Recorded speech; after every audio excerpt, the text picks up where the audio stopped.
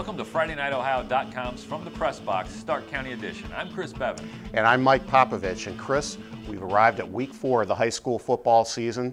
This is where it's really going to start to get interesting. For most teams, league play begins this week. This is where the jockeying for position in the league standings and for the playoffs begin. Yeah, that's when things start to really heat up and teams can really get their season going no matter what's happened in the first 3 weeks of non-league play. But we got a little sneak peek of what to expect as far as league play with Lake and McKinley meeting over at Blue Streak Stadium last Friday night. Yeah, Lake with actually McKinley with a come from behind 24-7 win over Lake.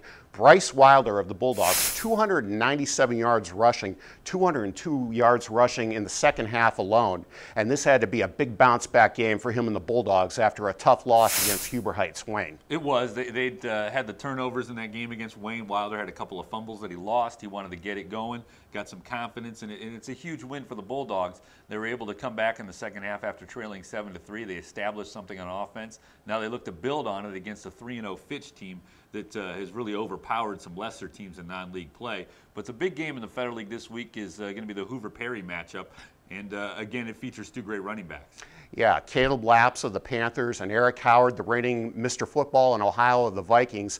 Last week, Hoover with a big 41-20 win at Lexington. Erick Howard, 278 yards rushing. That was another big bounce-back game for Howard and the Vikings after losing at Louisville the week prior. Yeah, they needed to get some confidence. They needed to get the running game going. And 49 carries for Howard showed his durability down in Lexington as they rallied for that win. Lapps had 100 and some yards over at Brunswick, but the Panthers lost that game. So they're looking to bounce back this week. And it'll be interesting to see what each team is able to do through the air to free up those running games. So that's going to be a big part of that game. Also, talking about great running backs, Marlington had a big day from one of their young men in the backfield. Right. When you look at the NBC, you look at teams like Louisville and Minerva, both are starting 3-0.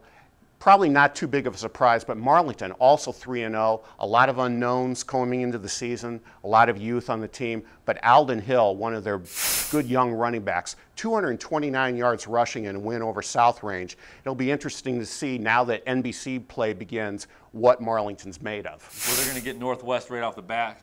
Northwest is looking to come back from a rare non-league loss against Field last week.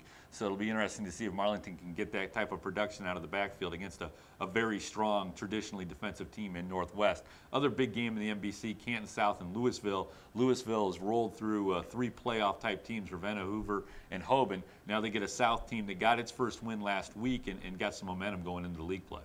Yeah, Canton South with an 0-2 start, couple of tough losses to start the season.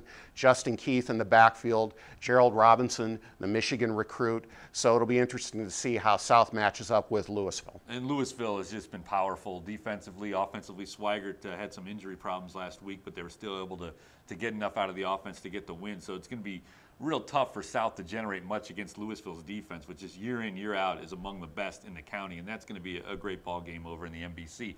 We'll be back next week to talk about those games and look ahead at the midway point of the high school football season in Stark County. For FridayNightOhio.com, I'm Chris Beaven. And I'm Mike Popovich. Enjoy your football.